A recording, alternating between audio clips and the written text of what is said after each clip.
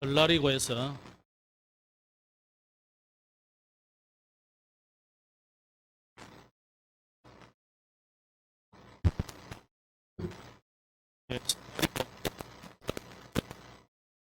좀 잘 들어야 될 것 같습니다. 우리 설날이라고 할 때는 우리 민족 최대 명절이지만 옛날 우리 그 조상들은 이렇게 생각했는 것 같아요. 사람이 죽으면 지금 괜찮아요. 예, 사람이 죽으면 이제 조상들과 후손들이 같이 산다. 영혼이 있다 이렇게 생각했는 것 같아요. 그래서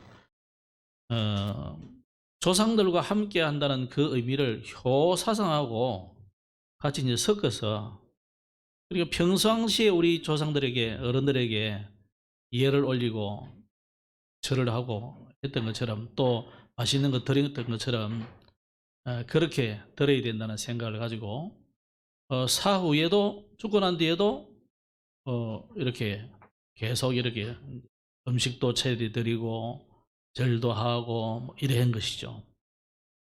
그런데 이제 우리가 가만히 생각해 보면 사람은요 생로병사라. 우리가 늙고 태어날 때도 우리 마음대로 태어나는 것도 아니지만 살다 보면은 늙고 병들고 죽게 되잖아요.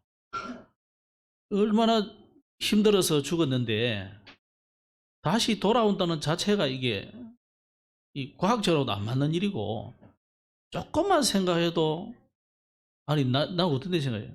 내가 만약에 조상이란다면 이 지긋지긋한 세상을 왜 다시 돌아와요? 안 그래 그죠? 또 조상들을 뭐 잘못 모시면 또 이렇게 막 악물을 한다 이거예요. 아니 어느 조상이 자손들 잘못되라고 저주하고 고통을 주고 그런 조상이 어디 있겠냐 말이야. 그런 조상은 없어요. 아무리 뭐 원한이 지고 그래도 후손들은 잘 되기를 원한다. 그건 뭐 음식 좀 잘못 차려야 된다고 뭐 억물하고 뭐 이상한 걸 주고 막 죽이고 병들게 하고 그게 안 그런다 이 말이에요. 그리고 우리 종교 기독교도 아니지만 중인데 중이 한 말 중에 훌륭한 말이 있어요. 물은 물이고 산은 산이다 그랬거든. 안 변한단 말이잖아요. 아니 물이 뭐 수증기도 되고 뭐 그래가 비도 내리고 뭐 강물도 되고 바다도 되고 하지만은 그 원소는 안 바뀌는 거잖아요.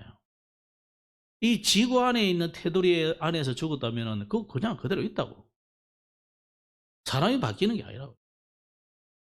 자, 그러면 사람이 진짜 죽어서 귀신이 되느냐?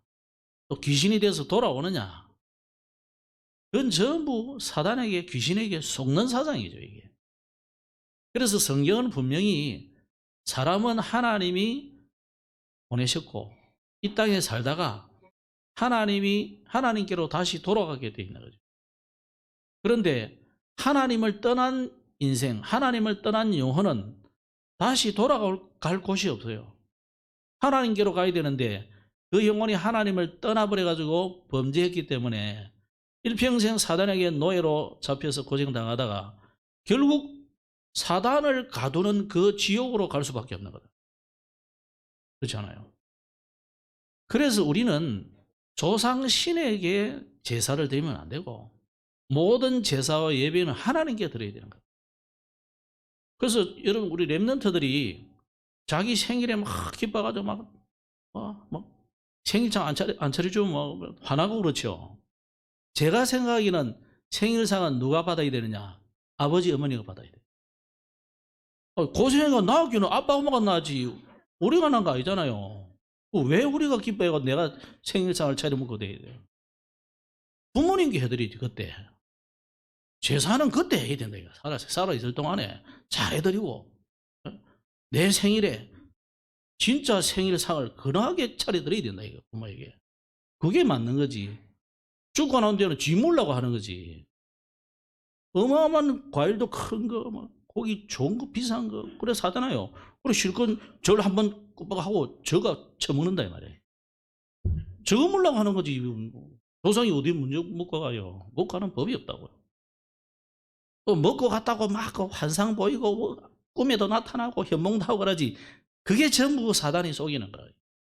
이 사단이라는 존재가 분명히 있기 때문에 여러분 주변에 평상시에 늘 같이 다니다가 이 영혼이 돌아가 버리고 나면 그걸 쳐다보던 귀신이 닭 쫓던 개처럼 뭐 있다가 어떻게 됩니까? 굉장히 슬퍼하는 사람이 있거든요. 가족이. 특히 뭐 부인이나 남편이나 뭐 자식이나 뭐 너무 슬퍼하잖아요. 그럼 그게 나타나가지고 내가 네 엄마다 그러고 똑같은 소리를 해요. 행동도 똑같이 해요. 그게 이제 사단에게 완전 속아버려요. 그 계속 심하게 하면요, 그 사람도 귀신 들려버려요. 그렇기 때문에 오늘 여러분 정말로 이 설날을 통해서 표를 조상숭배에다가 접목시킨 이 차례 지키면 안 돼요. 그러나. 진짜로 하나님을 하려면 진짜 하나님 앞에 예배해야 되는 거예요.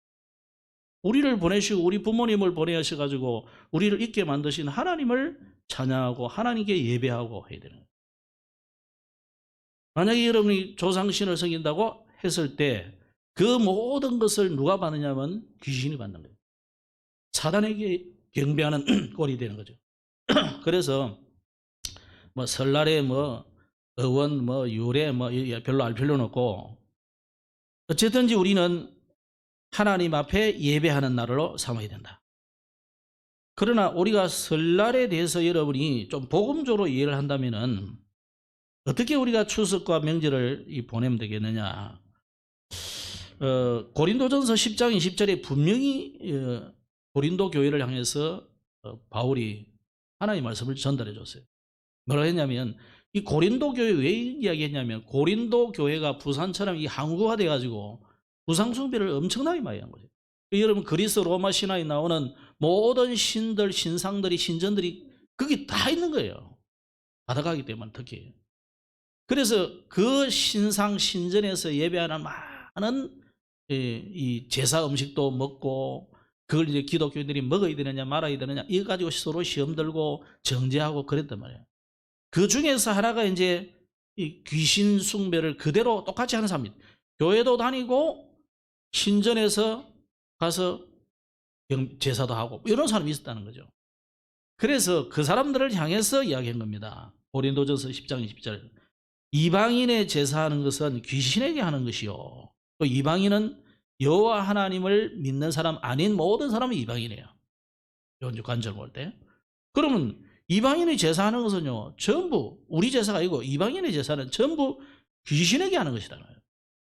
그러면서 하나님께 제사하는 것이 아니니 나는 너희가 귀신과 교제하는 자 되기를 원치 아니하노라. 자, 이 말씀을 잘못 생각하면 어떤 생각이 드냐면 하나님이 다른 신 섬기면 질투하는구나. 성경에 또 질투하는 여호와다 했거든요. 그런 단어도 있단 말이에요. 하나님을 그런 치졸한 하나님으로 보시면 안 됩니다. 자, 하나님을 안 섬기고 다른 신을 섬기니까 하나님이 미워서 마귀 하고 막 그런 게 아니라는 거예요. 귀신, 마귀, 사단 자체는요, 인간에게 절대 유익하게 복을 주고 건강하게 해주는 신이 아닙니다. 그건 하나님도 아니고 그냥 잡신이에요, 잡신. 원래 귀신은 뭐냐면 하나님이 부리는 천사였어요. 하나님을 섬기라고 부리는 천사였다. 이거 종이라고 말하자면. 그런데 이 천사가 스스로 교만해가지고 타락한 거죠. 그래가지고 하나님을 대적하다가 하나님의 나라에서 쫓겨나게 된 거 아닙니까? 쫓겨나서 갈 데가 없으니까 다른 미물들에게는 가봐야 재미없잖아요. 왜냐하면 하나님의 형상이 아니기 때문에. 그죠? 어떻게 하면 하나님을 제일 치명적으로 탁 건드려가지고 하나님을 대적해볼까? 그러다가 찾게 된 게 인간이에요. 하나님 인간을 만들어서 인간에게 생육하고 번성하고 땅이 충만하고 땅을 정복하라, 세계를 정복하라고 주니까 이 인간에게 찾아가지고 인간을 넘어뜨려서 같이 하나님을 대적하자고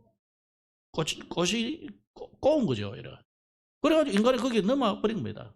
그래서 모든 인류가 처음 아담 하와부터 이 마귀의 수하의 종으로 심부름꾼으로 계속 따라오고요 지금.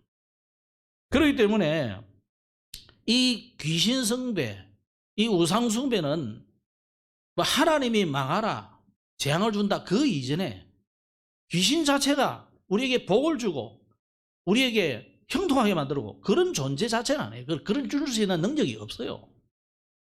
그런데 실제로 보면은 잠깐 부적을 붙이거나 붓을 하거나 점을 치고 그러면 뭔가 알아맞춘다. 왜? 영적인 존재니까. 우리는 코앞에도 모르는데 이 사람들은 벌써 맨니압을 아는 거죠.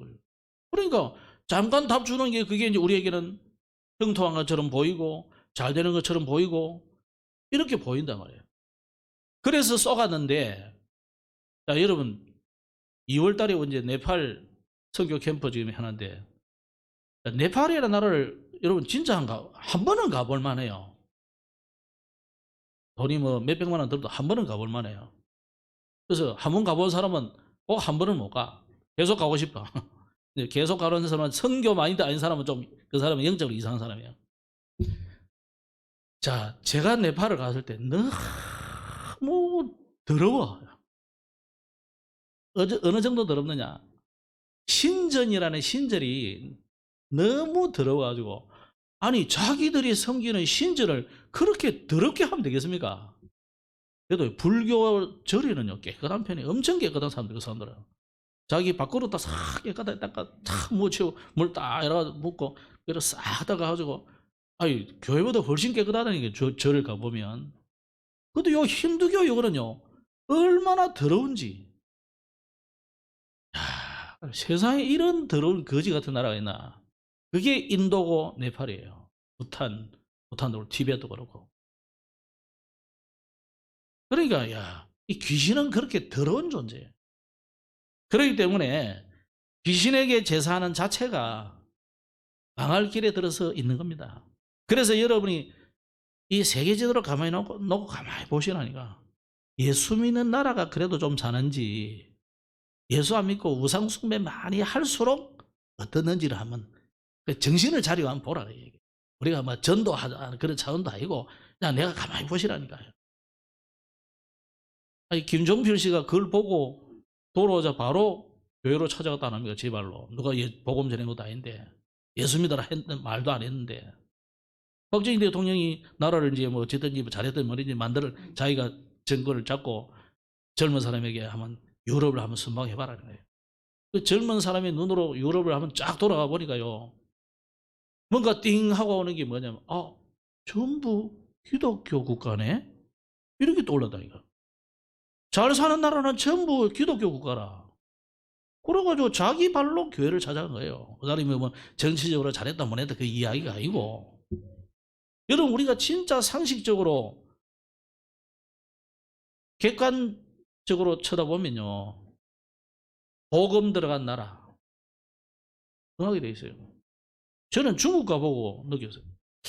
야, 이 나라가 한 1억 명 정도가 예수 믿는 사람들이 어쨌든 교회를 얻으니만 진짜 예수 믿겠나 잘 모르겠지만 선교사님들이 여러 이야기를 들어보면서 종합해 볼 때 대략 중국이 지금 한 1억 명 정도 예수 믿는 사람이 있어요. 14억이니 15억이니 하니까 그 중에 한 10분의 1은 예수 믿는 사람이라고 보면 돼요. 교회가. 그래도 뭐 이란도 있고 뭐 여러 가지 있겠죠. 그런데 그 중국이 1억 명이 올라오기 전에 뭐 1,000만 명 뭐 이 정도 될 때 그때까지는 중국이 비참한 나라였어요. 공산주의 하면서 어려웠다니까요. 반드시 복음이 전거되면요 하나님이 그 나라를 앞서 부흥을 시키고 발전을 시키고 해요. 우리나라도 아주 비참했잖아요. 100년 전에. 그런데 복음이 들어와서 모든 문화가 바뀌고 습관이 바뀌고 이러면서 우리나라가 점점 부강해져 가지고 지금 뭐 세계 6인이 뭐 이딴 소리를 지금 하고 있는 게요. 그 배경이 불신자들은 전혀 인정 안 합니다. 심리학자들 인정 안 합니다. 사회학자들 전혀 인정 안 합니다. 그들이 못 보는 게 뭐냐? 이 땅에 복음이 들어왔기 때문에요. 복음이 들어오면서 문화가 바뀌었는데 우상의 문화, 제사 문화 이거 싹 점점 바뀌는 거예요. 그래서 심지어 요즘 젊은 여성들은 시집가려고 할 때 눈치 빠른 여자들은요 예수도 안 믿으면서 교회도 안 다니면서 제사 안 지는 집에 시집 가려는 거예요. 똑똑한 여자죠, 그죠? 그러니까 조금만 상식적으로 생각해봐도 그렇다 이 말이야.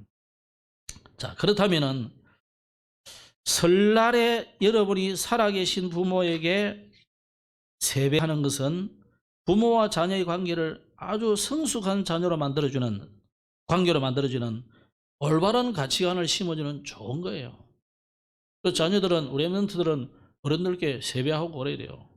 무조건 돈 내놔라 이러지 말고, 이 우리의 좋은 문화야. 그 태권도나 이런 걸 왜 호응을 받느냐면 세계인들이 뭐 좋은 운동이겠지만 절도 있는 삶도 있고 거기에 뭐냐면 예의 범절을 잘 갖추잖아요. 지금 서양은 완전히 예의 없거든. 할배나 뭐 손자나 똑같이 니네 하고 이러니까 전혀 예의가 없잖아요. 그게 좋은 것도 있는데 안 좋은 점이 많아요. 그래서 이 태권도 이런 거는요, 예의 범절을 정확하게 하거든요. 이 사람 아래 사람 딱 구분해 가면서. 우리가 좋아할 수밖에 없는 거예요. 그래서 우리가 설날을 통해서 자녀들이 올바른 가치관을 심어주는 이 세배하는 것은 중요한 거고요. 그러나 죽은 조상에게 이 우리의 세배를 올리는 것은 잘못된 거예요. 조상이 찾아오는 것이 아니기 때문에. 그러면서 여러분 어른들은요, 이제 자녀들에게 뭐 오늘 빨리 시집 가라 뭐 이런 소리 하지 말고 오늘 언제 장가가라 이런 소리 하지 말고 정말 자녀들에게 올바른 복음의 메시지를 주는 기회로 삼아야 돼요. 축복하는 메시지를 주시라고. 하고 따지지 말고 이래라 저래라 하지 말고 그런 명절로 삼으셔야 됩니다. 그래서 이런 문화를 자꾸 만들어 가야 되지.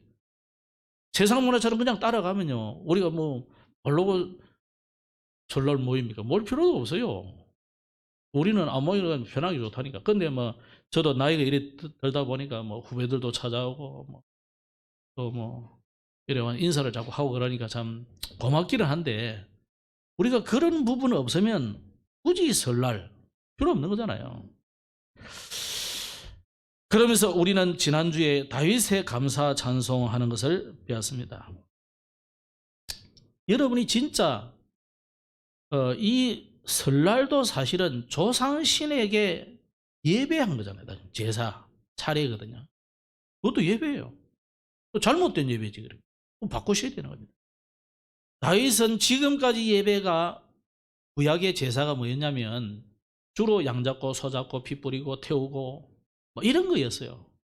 그러니까 주로 이제 우리가 뭐 제물을 갖다 주면 제사장과 레위인들이 주로 하는 거예요. 그런데 지난주 다윗의 감사 찬송에서 예배 회복은 어떤 예배 회복이었느냐? 전에 없었던 찬송이 들어가고 거기다가 이 온 회중들이 다 참여하는 예배예요. 다 참여하니까 좋다 그런 의미가 아니고 제사장들만 드려지는 예배가 아닌 온 백성들이 함께 찬양과 또 지휘를 하고 그리고 특히 백성들이 그 새 뜰에 들어가고 또 성소 지성소의 구분이 별로 없이 함께 찬양하는 이런 예배로 바뀌었다는 거예요. 하나님이 원하시는 예배는 지성소와 성소와 이렇게 사이를 둔 거는 의미가 뭡니까? 하나님을 만나는 길이 차단되어 있는데 그 만나는 길이 어린 양을 잡아서 피를 뿌리고 그 피로 하나님을 만난다는 의미를 준 거거든요. 그러면 그걸 누가 해결해 버렸습니까? 그 하나님을 만나는 길로 그리스도께서 십자가에 죽으심으로 길을 새롭고 산 길을 열어 제껴 버리거든요. 그 휘장이 위에서부터 찢어져 가지고 둘로 나눠지면서 하나님을 만나는 길이 열려 버렸다 말이에요. 이것을 사실은 지난주 다윗의 찬양 예배가 주는 의미예요. 그리고 그런 예배로, 그리고 옛날 그 구약의 그냥 양 잡고 소 잡는 그런 예배 정도가 아니라 이제는 직접 하나님을 만나는 그런 예배로 바꾸셔야 됩니다. 자, 그 예배를 다윗은 항상 찬송하고 항상 감사하고 항상 찬양하는 이런 한결같이 드려진 예배라는 거예요. 그래서 여러분들이 왜 뭐 정식기도를 하라 그러고 이래 합니까? 왜 24시라는 단어를 쓰고 올해는 아예 25라는 단어, 25는 우리에게는 없는 건데 하나님에게만 있는 이 시간을 왜 우리 보고 자꾸 각인시키고 뿌리 내리고 체질 맞습니까? 하나님이 항상 계신 분이기 때문에. 우리는 자고 있지만 하나님 살아계시고 활동하고 계시거든요. 그래서 그 하나님 앞에 우리가 항상 예배하라는 거예요. 항상. 그래서 다윗은 이스라엘을 향하신 하나님의 사랑을 찬양하면서 예배했고 온 우주의 주인이신 하나님을 찬양하는 찬양을 드리고 또 이스라엘을 구원하신 하나님을 찬양했던 겁니다. 그래서 여러분의 인생 주인이 내가 되면 실패합니다. 그럼 창세기 3장으로 다시 돌아가는 거예요. 그죠? 사단이 찾아가지고 제일 먼저 질문한 게 뭡니까? 이 선악과 이거 가지고 뭐 문제가 아니고 네가 이것을 따먹으면 네가 하나님처럼 된다 하는 거예요. 나를 굉장히 막 높이고 뭐 이런 거죠. 여러분 그게 실패의 원인이고 해망의 원인입니다. 그래서 누가 여러분을 막 높이고 그럴 때요, 겸손하시기 바랍니다. 사단이 그렇게 하는 거거든요. 그러면 칭찬도 안 받아야 되느냐? 칭찬은 받아야 되겠죠. 뭐 칭찬해 주는데 그 사람 나쁘다는 게 아니고, 그럴 땐 내가 우쭐대거나 교만에 빠져버리면 그러면 반드시 패망하게 됩니다. 사단에 완전히 걸림돌이 걸리는 거죠. 자, 오늘은 제목이 영원히 견고하게 하리라는 제목인데요. 이 17장은 세 부분으로 좀 나누어져 있습니다. 다윗 왕의 기도가 나오고 또 16절 이하에는 다윗이 간절한 소원을 드리는 부분이 나오고, 그러면서 이제 세 번째는 주로 이제 오늘 제목대로 하나님의 그 중요한 메시지가 나오죠. 영원히 너의 나라를 견고하게 할 것이다. 그런 세 가지 내용이 나옵니다. 그러면 오늘 1절과 16절 이하에 다윗 왕의 기도가 쭉 나오는데, 오늘 이 본문은 사무엘하 7장하고 거의 몇 글자가 다르게 거의 똑같이 나와요. 그러니까 사무엘이 이렇게 기록했다고 보고, 역대하는 뭐라고 했습니까? 포로에서 돌아온 자들에게 선지자가 이 다시금 이스라엘의 정체성을 알리기 위해서 다시 기록한 거다 말이에요. 역대기를 다시 기록한. 그래가지고 하나의 이스라엘 백성들에 대한, 후대들에 대한 자부심 또는 정체성, 자긍심, 이런 걸 심어주기 위해서 기록한 내용입니다. 그렇다면은 오늘 1절 잠깐 나오고 16절 이하에서 이 다윗 왕의 기도가 나옵니다. 다윗은 제일 잘한 게 사실은 기도죠. 우리가 뭐 찬양도 잘하고 싸움도 잘해도 보지만 다윗이 제일 잘한 거는 기도입니다. 기도의 사람이에요. 그런데 이 다윗의 기도 속에는 반드시 언약이 들어있어요. 언약. 그리고 언약 기도라는 단어를 우리 자꾸 쓰잖아요. 그죠? 언약 기도. 사실은 여러분이 뭐 이거 달라 저거 달라 주님이 하지 마라 그러잖아요. 하나님이 너희들이 필요한 거 하신다 그러다. 그러면서 그런 기도를 하나님은 틀린 기도로 했다는 거야. 그래서 너희는 이방인처럼 이런 기도 저런 기도 하지 마라. 그러면서 오직 그의 나라와 그의 의를 구해라 그러잖아요. 마태복음 6장에 33절이죠. 이 다윗이 드린 기도가 무슨 기도냐? 이 언약적인 기도다. 그러니까 그의 나라와 그의 의를 구하는 기도다. 다윗이 하나님 앞에 기도했는데, 다윗이 기도하다 보니 뭐 생각이 났습니까? 나는 정말 상하 침대에 누웠고 이 백향목궁에 여기서 살면서 잠을 자는데, 참 하나님 어디 계시지? 생각해 보니까 물론 하나님이 거기 계신 것만은 아닌데 다윗의 믿음이에요, 이거는. 그죠? 양심에 조금 걸리는 거예요. 나는 이렇게 화려한 왕궁에 상하 침대에 누워가지고 잠도 자르고 너무 좋은데 하나님은 저 비바람 치는 휘장 성막에 저기 계시네. 양심적으로 이 다윗이 우리말로 좀 미안한 거예요. 그렇다면 하나님이 뭘로 하실까? 이 질문을 양심적으로 해보니까 하나님이 내가 이 기가하는 것처럼 이런 멋있는 성전을 하나 지어드려야 되겠다. 그런 당연하고도 필연적이고 절대적인 계획을 발견한 거예요. 그래서 그 나단을 불러낸 거예요. 나단 선지자 부르니까 이제 왔죠. 나단 선지자에게 이야기한 거예요. 내가 이래 좋은 집에 살고 보니까 하나님의 집을 내가 지어드리는 것이 좋겠다고 생각했다. 그러니까 당장 17장 2절에 보면 나단이 그리 하라 그러잖아요. 말하자면요, 그리 하는 게 좋겠습니다 그러는 거예요. 그 나단의 말이 떨어지기가 무섭게 나단에게 하나님이 바로 메시지를 줬어요. 뭐라냐? 다윗에게 성전 지지 말아라. 빨리 다윗에게 찾아가서 성전 지지 말아라. 다윗은요, 다른 거는 기다리고 참고 넘어가고 이해하고 수용하고 초월하고 다 했는데 하나님을 향한 열심은 얼마나 빨랐는지 모릅니다. 우린 거꾸로 하잖아요. 하나님께는 천천히 느긋하게 하면서 내가 할 일은 급하게 하거든. 다윗은 거꾸로 했어요. 그러니까 나단이 그 말을 사실 하나님 앞에 물어보지도 않고 그냥 대답한 거예요. 그냥 그게 좋겠습니다.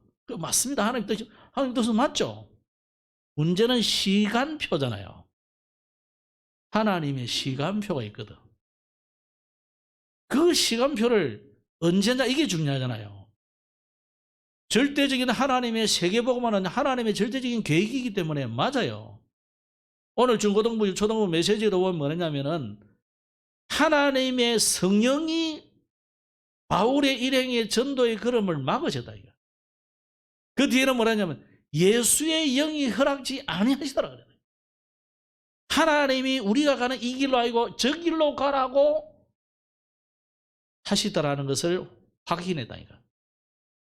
성부, 성자, 성령 나누잖아요. 왜 그럽니까? 절대적인 하나님의 시간표는 절대 계획은 맞지만 목표는 맞지만 시간표는 아닐 수 있다는 거예요. 그렇다면은 오늘 다윗의 기도, 여러분 기도는 어떻게 하면 좋겠습니까? 확실한 언약을 붙잡은 기도라 해야 된다.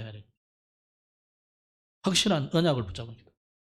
그 언약이 복음적이라 해야 돼요.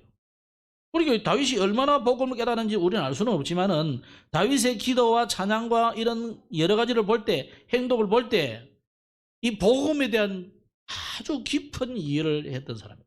체험을 했던 사람이에요. 그러면서 하나님 앞에 아주 진실하고 솔직한 기도를 해요. 하나님은 여러분이 우리가요 하다 보면 내가 목사이기 때문에 장로이기 때문에 또 교역자이기 때문에 또 집사이기 때문에 또 어른이기 때문에 가식적인 기도를 할 때가 많아요 사실은. 저도 뭐 여러분 새벽기도 다 끝나고는 아무도 없을 때는요 빨리 가고 싶다 이가. 그 사람인지라 그런 거예요, 그죠? 근데 어떤 때는요 내가 지금 뒤에 뭐 볼 일이 있는데 장로님 기도 빨리 안 가시고 다 앉아 있으면 빨리 안 가시나 이런 생각이 들 때도 있다고 솔직하게. 목사라고 막 앉아가면 2시간씩 쭉 하고 있는 그렇지는 않아요. 제가 그렇게 뭐 경건한 사람은 아닙니다. 너무 저를 믿지 마시고 하나님 믿으시라고. 저도 인간인지라. 자, 여러분 중요한 거는 우리가 하나님 앞에 얼마나 사람 앞에서 하나님 앞에서 진실한 기도를 드리냐예요. 여러분 기도는 하나님 앞에 솔직하게 하시면 됩니다. 나는 뭐 말을 잘 못해요. 뭐 여러분에게 누가 뭐 대표기도 하랍니까? 장로님들도 여기까지 대표기도 올릴 때까지 힘들어서요. 잘 안 하시려고 밑에 자꾸 하시고 이러는데. 대표기도 한다는 게 쉬운 건 아니고 잘 나오는 사람도 있지만 그런 잘해라 말이 아니고 하나님 앞에 진실한 기도예요. 하나님 앞에서 진실. 사람 앞에서 기도 아니고. 이렇게 될 때 하나님이 다윗에게 확실한 메시지를 줬어요. 확실한 메시지. 거기에 대해서 감사하는 기도를 다윗은 늘 드렸거든요. 그래서 우리가 기도를 어느 정도 기도를 해야 되겠습니까? 1시간 해야 됩니까? 2시간 해야 됩니까? 25시를 해야 됩니까? 25시라는 단어, 24시라는 단어를 썼지만 중요한 건 뭐겠습니까? 하나님이 확실한 메시지를 주신 것을 깨달아질 때까지 하는 거 아닙니까? 그때까지 하시는 거예요. 그리고 그게 10년이 될 수도 있고 100년이 될 수도 있고 그런 거죠. 어떤 전도자는 그러잖아요. 자기가 자기 친구들을 위해서 전도를 위해서 기도했는데 다 들었는데 한 명이 다 안 듣더래요. 죽고 나서 돌아오더라는 거예요. 그런 사람도 있다니까요. 그러니까 알 수가 없습니다. 자, 두 번째는 다윗 왕의 간절한 소원을 하나님 앞에 드렸는데, 자, 이 다윗의 소원이 하나님하고 소원하고 맞아야 되는 거예요. 그게 응답이 되는 거잖아요. 여러분이 여러분 거 하고 하나님은 하나님 것들을 내려주시고 그러면 안 맞잖아요. 그건 이제 응답이 아니지. 응답은 세 가지 관리로 오는 거 아닙니까? 그대로 주시는 게 대부분이에요. 여러분 기도한 대로.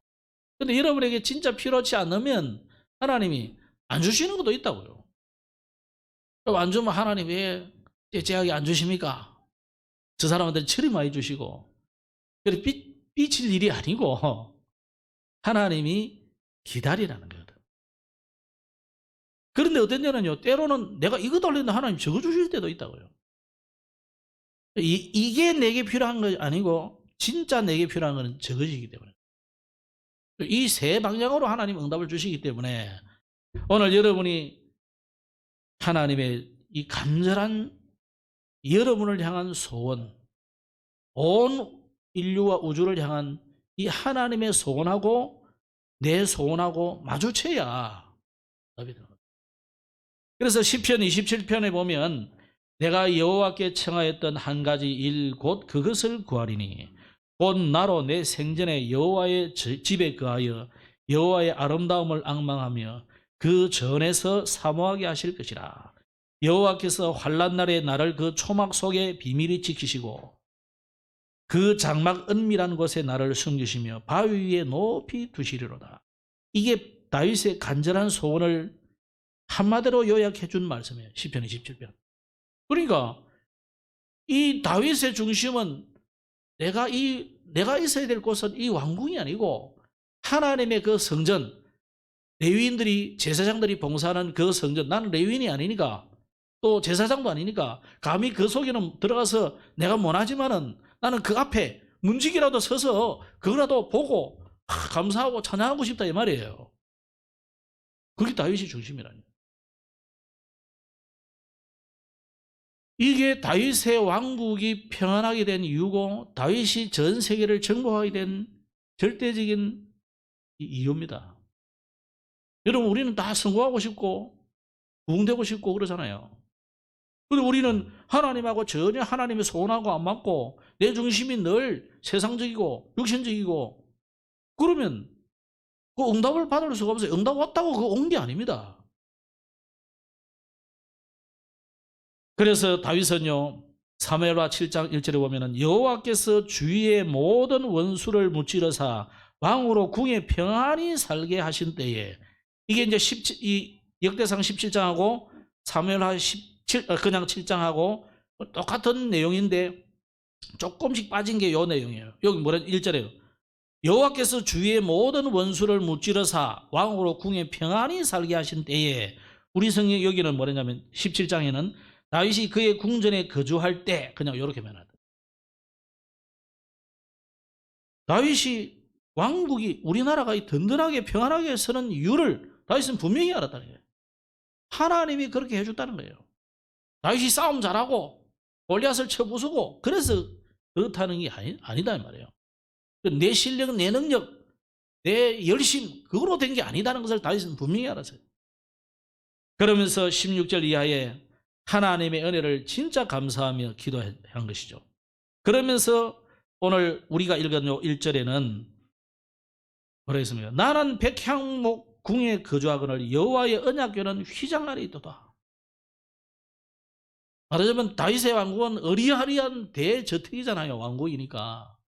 근데 하나님의 전은 그 천막 텐트 속에 있다. 그게 솔직히 다윗에게는 굉장히 미안고 안타깝고 그랬던 거죠. 사실 여러분에게 뭐 제가 그런 말은 하고 싶지는 않습니다만은, 그럼 솔직히 다윗처럼 인생 안 됩니까?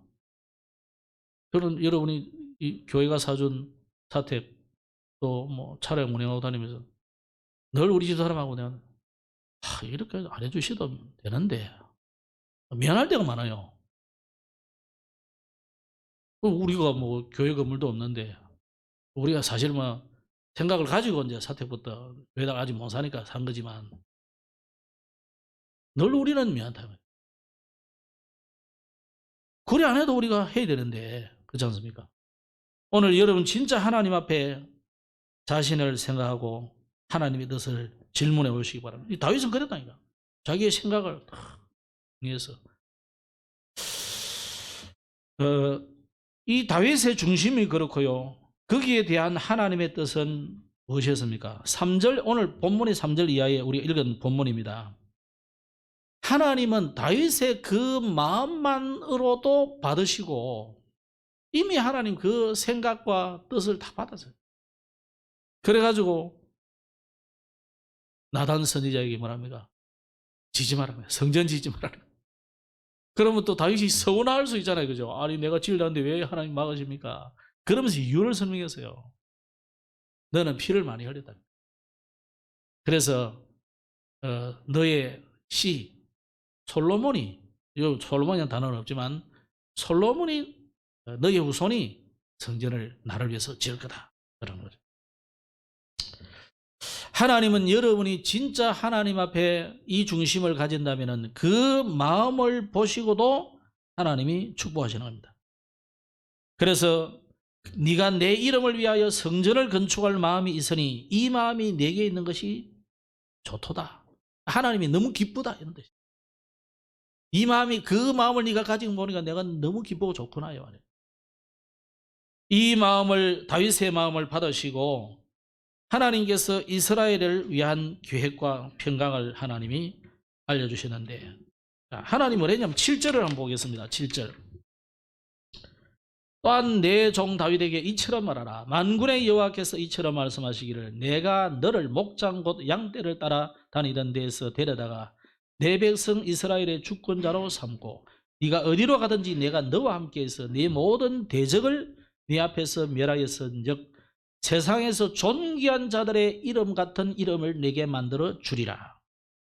옛날 성경은 너를 위대하게 만들어 주리라. 옛날 성경이 더 멋있던 것 같아요. 너를 위대하게 만들겠다는 게 하나. 과연 다윗을 위대한 왕으로 만들어 주시잖아요. 그래서 여러분 진짜 하나님 앞에 우리가 이 진실한 기도를 하나님 앞에 드리고 하나님의 당연하고도 필연적이고 절대적인 계획을 발견하고 기도만 해도 하나님이 이런 응답을 주시죠. 그래서 다윗을 지으려는 이 성전 건축을 막으시고 네 몸에서 날 내 씨가 네 뒤에 세워서 그의 나라를 견고하게 할 것이다 하고 했습니다. 이 12절에 나옵니다. 그럼 그 씨는 뭡니까? 우리가 당장 볼 때는 솔로몬이지만요, 이것은 솔로몬 같이, 솔로몬은 솔로몬 할 때는 샬롬이라는 어원과 같은 언어예요. 그러니까 샬롬의 왕, 평화의 왕. 예수님은 이 사단을 꺾은 왕이기도 하지만 평화의 왕이시라. 그 예수님이 성전을 예루살렘 성에 입성하실 때 보면은 전쟁의 왕은 뭘 탑니까? 왕을 타잖아요. 말을 타잖아요. 예수님은 나귀를 타시는데 나귀의 새끼를 또 탔어요. 좀 어린 나귀. 예수님 뭐 어른이 왜 어린 나귀를 타고 그러나? 동물학대 아닙니다 그거. 요새 뭐 인권 있는 사람들은 동물 인권까지 이야기해가지고 골치 아파요 참. 동물은 인권이 아니고 물건이네. 예수님이 어린 나귀를 타셨다는 의미는 전혀 전쟁하고 관계없는 정말 평화의 왕이라는 의미를 말씀하는 거예요. 그래서 그리스도가 오셔서 그 나라를 견고하게 할 것이라는 겁니다. 그런데 제가 읽으면서 14절을 다시 한번 읽어보겠습니다. 14절. 자, 우리는 다윗의 왕이, 다윗의 집, 다윗의 나라라고 생각하잖아요. 14절 한번 읽어봅시다. 시작. 내가 영원히 그를 내 집과, 다시 봐요. 내 집과, 너희 집이 아니고 내 집. 그죠? 너의 나라가 아니고 내 나라에 세우리니. 여러분 집이, 여러분 자녀가 여러분 겁니까? 하나님 겁니까? 진짜로요. 우리 교회가 최 목사의 교회요, 장로님들의 교회요, 누구의 교회요? 하나님의 교회지. 제가 깜짝 놀랐어요.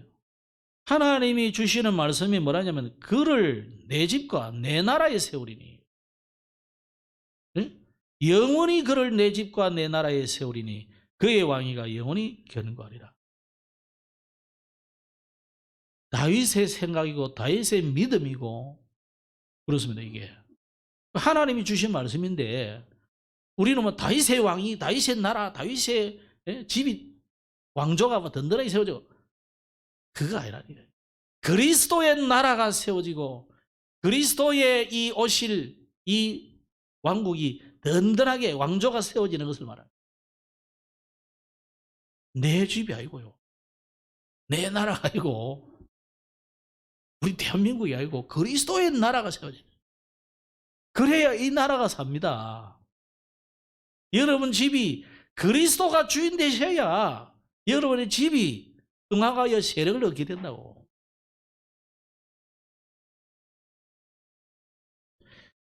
그래서 이것은요, 솔로몬을 말하는 것 같지만 다윗의 씨로 오시는 그리스도이신 예수님을 통한 이 구속의 은혜 언약을 주신 거예요. 그래서 시편 89편에도 보면 3절에 주께서 이르시되 나는 내가 택한 자와 언약을 맺으며 내 종 다윗에게 맹세하기를 내가 네 자손을 영원히 견고하게 하며 네 왕위를 대대에 세우리라. 사도행전 13장에 또 이런 말씀이 나왔어요. 사울을 패하시고 다윗을 왕으로 세우시고 증언하여 이르시되 내가 이새의 아들 다윗을 만나니 내 마음에 맞는 사람이라 내 뜻을 다 이루리라 하시더니 하나님이 약속하신 대로 이 사람의 후손에서 이스라엘을 위하여 구주를 세우셨으니 곧 예수라. 그러니까 솔로몬 이야기하는 게 아니라고요. 맞으면 솔로몬이 세운 성전 그거 말하는 게 아니라니까요. 예수님은 그랬습니다. 너희가 이 성전을 헐어라. 내가 3일에 일으키리라 그러거든요. 그거는 예수님이 부활을 상징하는 것인데 사실 이 인간들이 지은 성전은 없어질 것이고 그리스도의 왕국, 그리스도의 나라, 그리스도가 주인된 성전, 그 새로운 교회가 세워질 것입니다. 그래서 아직도 절대로 유대인들이 그렇게 학수고대하고 맨날 그 통곡의 벽에서 아무리 통곡을 하고 편지를 꽂아놓고 기도해도 예루살렘의 성전은 회복되지 않고 있습니다. 예루살렘의 성전이 회복되는 날은 그리스도께서 오신 날이고 인류 최후의 날이고 그리스도께서 모든 이 인간의 세계의 역사를 끝내는 날이고 새로운 새 땅을 만들어간 날이기 때문에 어마어마한 이 사실을 유대인들은 모르는 거예요. 지금도. 그리고 아직 지금도요, 꼬갈못해서 머리 내려가지고 막 기도하고 있습니다. 통곡의 벽에 가면. 그 통곡의 벽에 있는 장소가 제일 위험한 장소예요. 그러면 대통령이나 이런 사람들이 감이 잘 안 가는 곳입니다. 정치적으로 충돌이 일어나기 때문에. 그런데도 이 사람들이 아주 건결한 유대인들과 그것만 하고 산다. 그것만 하고 있는데 나라에서 돈 다 줘요. 말씀을 맺겠습니다. 오늘 다윗은 진짜 하나님 앞에 감사하는 기도를 드렸어요. 자기 집을 위한 기도 드리고 하나님께 감사하는 기도 드리고 또 특별히 간구하는 내용이 있습니다. 하나님의 말씀대로 언약대로 이루어달라고. 우리는 내 뜻대로 이루어달라잖아요. 다윗은 하나님의 언약대로. 그래서 시편 72편에는 이런 말씀이 있습니다. 그의 이름이 영구하며 그의 이름이 해와 같이 장구하리로다. 사람들이 그로 말미암아 복을 받으리니 모든 민족이 다 그를 복되다 하리로다. 그러면서 세 번째는요, 영원히 견고하게 되리라 그랬는데 아까 좀 말씀을 드렸습니다. 내 나라를 견고하게 하리라. 이는 다윗의 나라가 아니고 다윗을 통해서 오시는 그리스도의 나라를 견고하게 될 것이다. 다윗의 왕이만 아니라 다윗의 후손으로 오시는 그리스도의 그 왕권이 견고하게 될 것이다. 다윗의 그 가문을 통해서 그리스도가 오시기 때문에 그 집이 견고하게 되리라는 거예요. 오늘 여러분이 다윗같이 진짜로 제대로 명확한 언약을 붙잡으신다면 여러분의 나라는, 여러분의 가정은, 여러분의 모든 권위는 견고하게 될 것이라고 믿습니다. 말씀드리겠습니다. 하나님의 복을 받을 수밖에 없는 다윗인데, 이 다윗이 이거 한번 생각해 보실 수 있어요. 여러분이 기도를 했는데 갑자기 제가 와가지고 집사님, 하나님 그 기도 하지 말아요. 절대 그 기도 하지 말아요. 이러면 여러분 기분 좋겠어요? 아니, 그래도 목사님이라도 그렇지. 왜 하지 마라 그래? 하나님 왜 응답을 안 주지? 기분 나빠할 거 아니에요. 다윗은 하나도 기분 나빠하지 않았어요. 너무나 감사했어요. 왜냐하면 그게 우리 생각이 있어서 그래요. 다윗은 자기 주장, 내 주장은 없습니다. 하나님의 말씀이 성취되기를 기다려요. 하나님의 복을 받을 수밖에 없는 거죠. 하나님의 마음을 알았던 겁니다. 그래서 하나님의 집을 지어드려야 되겠다는, 하나님이 집을 지어야 되잖아. 하나님의 자녀를 키워야 되잖아요. 하나님의 자녀를 주셔야 하나님이 여러분을 높이셔야 되는 거 아닙니까?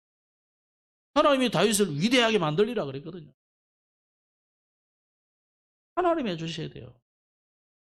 오늘부터 그 기도하시기 바랍니다. 내 거달 하지 말고 내 거대로. 우리가 하나님 앞에 뭐 데모합니까? 그런 데모 기도를 너무 많이 가르쳐가지고 여기서 모금 같은 데서 막 특히 막 그 뭐 무덤 같은 기도 울 속에 들어가죠. 막 내 나라가 막 땡깡 치고 40일 굶고 막 이러니까 주기는 주는데 자식들 죽을 것 같으니까 하나님 준 거 아닙니까? 그걸 응답이라고 우리는 많은 착각을 했다 이 말이에요.